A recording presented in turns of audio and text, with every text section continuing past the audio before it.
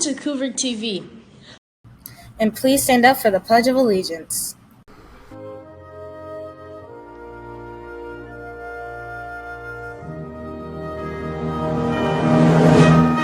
I pledge allegiance to the flag of the United States of America and to the republic for which it stands, one nation, under God, indivisible, with liberty and justice for all. Hey Cougars, if you're at the game on Monday next week, you know that you have a chance to earn a Chick-fil-A card. All you have to do is record 15 seconds of video. That's right, 15 seconds of video of your awesome Cougar basketball team. And then you get a name entered for a drawing for a Chick-fil-A gift card. You can do it.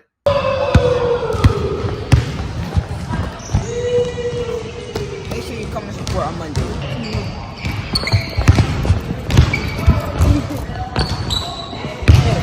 Make sure you show up on Monday and come to my game. Peace, y'all. Cougars, I am Mrs. Burrell, and I'm the magnet coordinator here at Congress Middle School.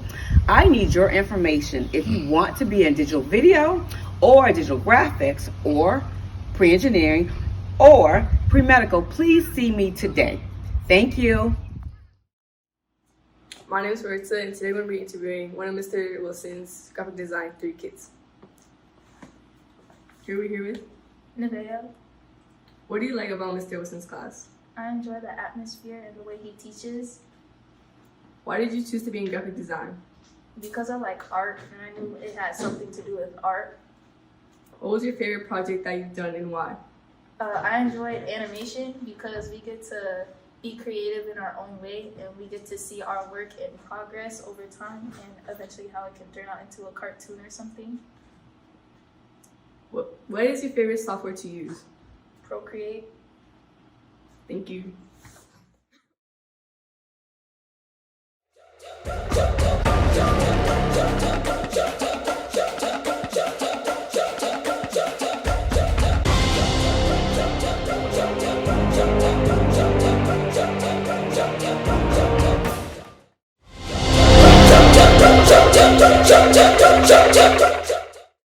So, welcome to this edition of Black History Month Cooking with Miss Chef Wells and the Cougar Cafe and the culinary students here at Congress Middle. So we're going to do a brief introduction of who we have here today. So again, like I said, I'm Chef Dixon Wells, and we have to my left or right Chef Dylan.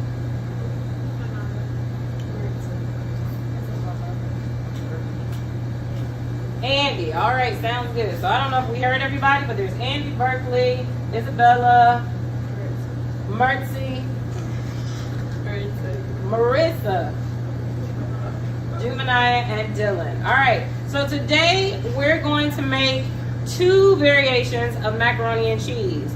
And macaroni and cheese actually has a funny history lesson that plays a very big part in African American history that many people may or may not realize. We're going to do an homage to Haitian culture and do a Haitian macaroni and cheese. And then we're going to do a traditional Southern style macaroni and cheese.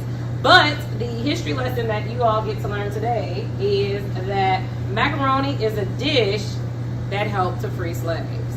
So macaroni and cheese was a part of one of those things that got to help slaves get their freedom. James Hemingway was the chef of former President Thomas Jefferson. He was also the relation of Sally Hemingway. So Sally Hemingway was his sibling. So if you know anything about the Hemingway family or do any research on them, he was related to Sally Hemingway, who was a child of Thomas Jefferson. So her mother was a slave and her father was the former president of our country. Jefferson went on a trip to Europe, and during his trip through Europe, he had the opportunity to try a pasta dish. And the pasta dish actually had a more long noodle of that nature that kind of resembles linguine or something like a fettuccine. And he had more of an Alfredo. It was a cream sauce, so it was a bechamel. So we'll make that today. You guys will get the process to learn how to make a bechamel. But when Jefferson had the dish, he absolutely loved it. So it more so mimicked an Alfredo, but he told Hemingway if he could recreate the dish in America, he would grant him his freedom. And so from that, James Hemingway created what we famously know today as macaroni and cheese. All right, so a couple of things that you need if you are making a traditional macaroni and cheese. You definitely need some form of noodles, so whether that's a box macaroni or you need something like a ziti noodle, you need that. Then you're going to need all different types of variations of milk and cream. So we've got evaporated milk, we've got regular whole milk, and we have some wonderful heavy cream here. You'll need butter. We have a little bit of onions, both green and white onions. And then all but nonetheless, you're going to need cheese, and we have quite a bit of that. I have 4 cheeses that I'm using today, so sharp, cheddar, and a Parmesan, and then a Jack cheese that'll all get mixed together. So first things up, and then if you are making a Haitian macaroni and cheese, it typically has some type of meat variation in it. So whether that's a sausage or a hot dog or even ground beef, it has some type of meat that goes into it. So we've got pasta that's already cooked, and I have wonderful chef assistants here that are actually gonna help with this process. So Dylan, I'm gonna have you actually take on the process of cooking the meat. So you're gonna be in this skillet right here. And we're just gonna put that right in. You're gonna take this and stir it around, and I'm gonna season it. So we have something called epics here. And this is gonna go in the meat. So make sure not to stop stirring that. And I'll grant you a secondary assistant, so if you'll stand with him. All right, then I need some trusty individuals to grate cheese. So one of the things that makes an awesome macaroni, forgive me for sliding off screen, is you always want to work with cheese that is a block cheese. So if you use already grated cheeses have wax in them, and so they don't melt as well as having to grate your own cheese. So I'm gonna have you come up, my dear, and I'll grant you a trusty assistant so you can help her out part and parcel. So I'm gonna sit you lady and gentleman here. So I'm gonna have the cheese. So you guys grate. So here we go. There you are. So you're gonna take this top piece and just grate into that bowl there. Good.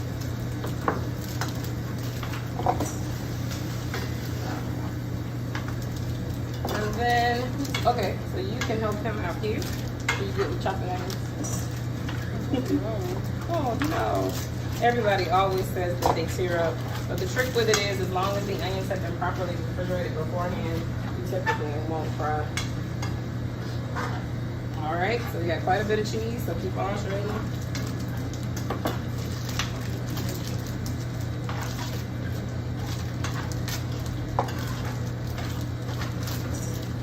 If your arm gets tired, you have a trusty assistant you can pass the book to. She can take over for you.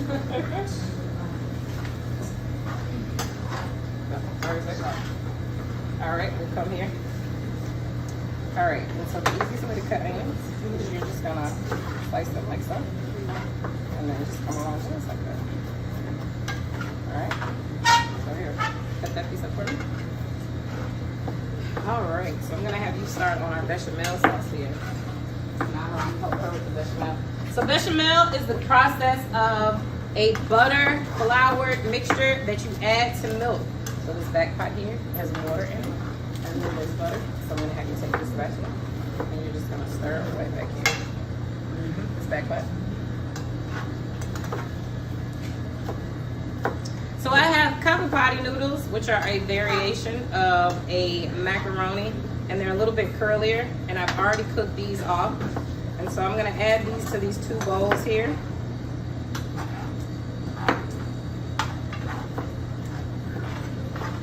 So Andy, I'll have you chef in to help her out with the onions on the side.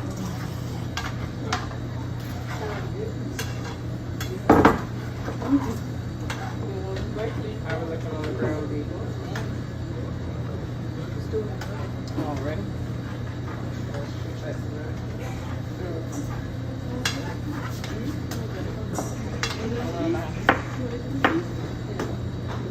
Is the butter melted? First. Oh, let me put that one aside.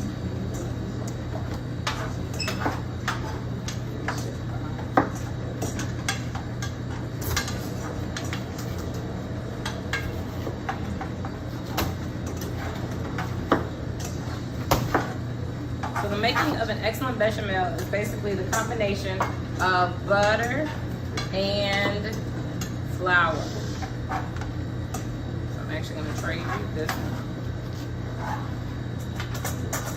This one here. And you're going to whisk away.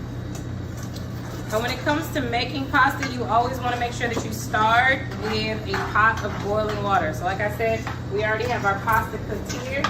However, if we did not, we would start out with a pot of boiling salted water. Come on around, huh?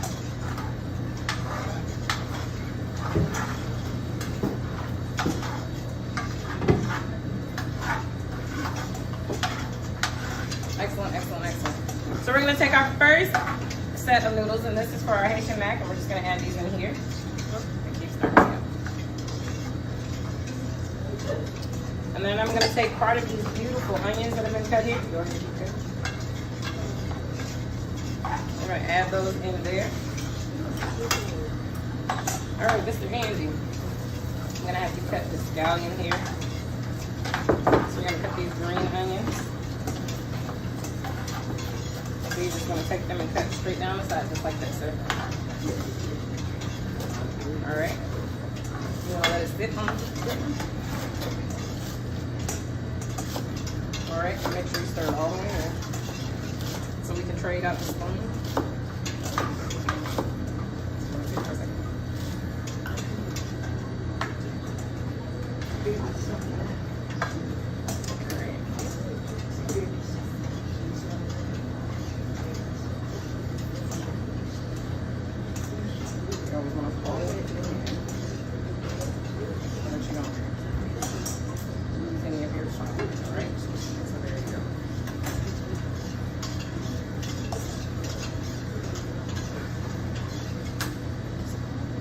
And then we have a salt and pepper blend, just a seasoned salt here. It's gonna go in there.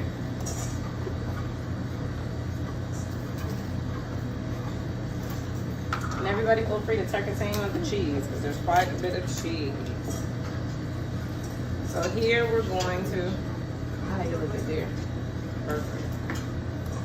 I'm gonna shift you over here so you have a little bit more space. So angle. Yep.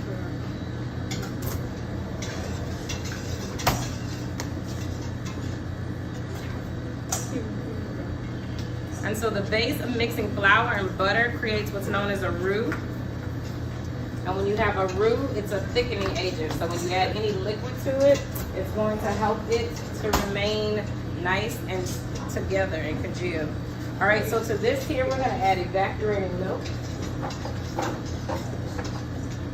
So we're gonna take one of these cans and pop it open.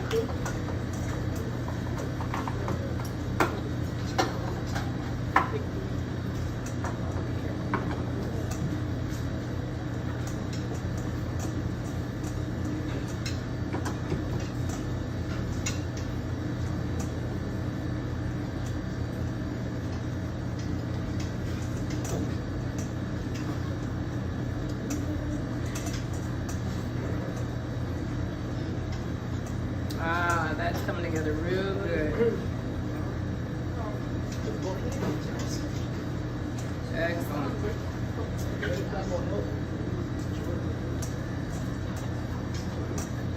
All right, so toss that away. Excellent. So now we have a beautiful green onion here.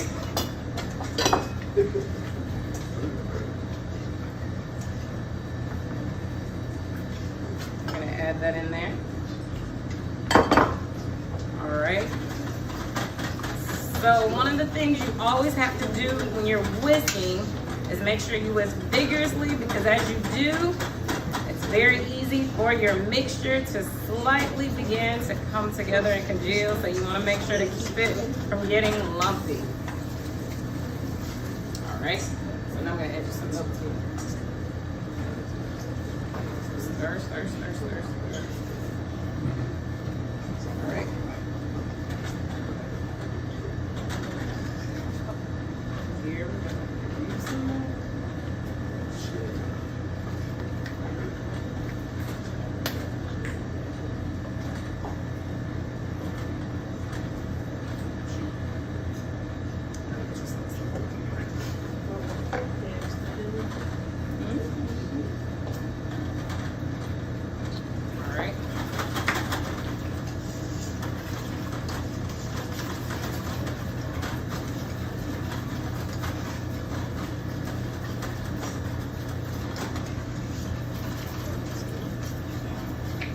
Alright, so just keep stirring as vigorously as you can. Because otherwise it'll be nice and thick really fast.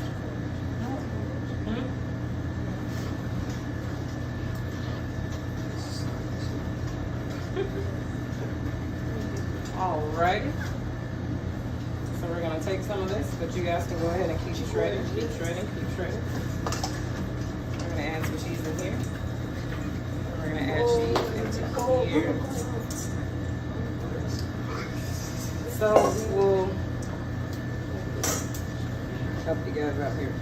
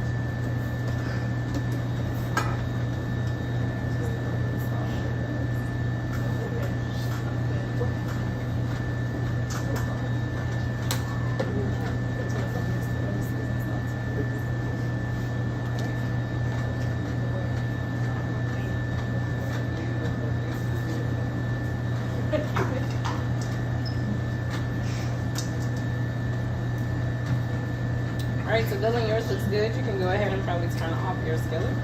And I'll come over and assist with making sure it gets in its pan.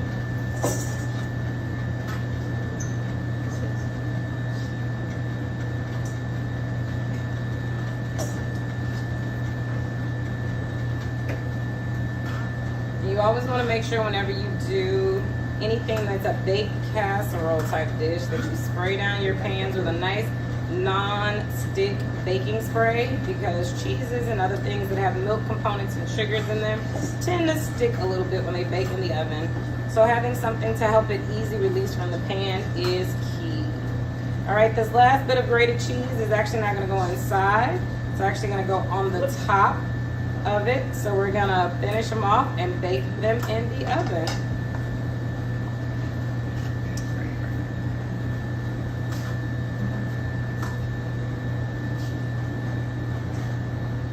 Safety is key, so we always want to make sure you have hot holding pads nearby to prevent yourself from any burns or issues.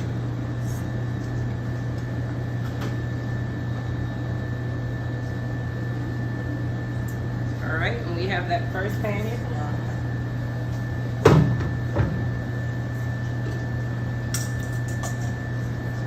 And we're going to coat it with a nice layering of cheese on the top. And then we're going to put it in a 350-degree oven to bake for about 45 minutes.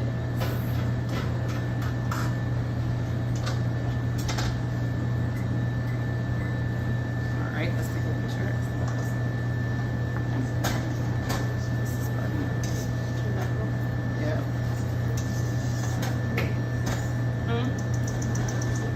What's what? It is hot. And so now we have a traditional mac, and so we've got a nice cream bechamel sauce here. And you can add eggs to them if you like. You can just leave it cheesy and plain as is. And we're gonna place cheese on the top of this one. We're gonna grate some fresh on top of it. And we're gonna put it in a 350-degree oven to bake for 45 minutes. And so that's a brief history. Macaroni and cheese is served in probably most cultures around the world in some type of different derivative or form. Many people use all different types of cheese to create it, but it is a home style American favorite that, like I said at the beginning, little known history fact, had its beginnings in the fact that it helped to free slaves. So I hope everyone has enjoyed a taste of Black History Month this month and a little bit on how to make macaroni and cheese.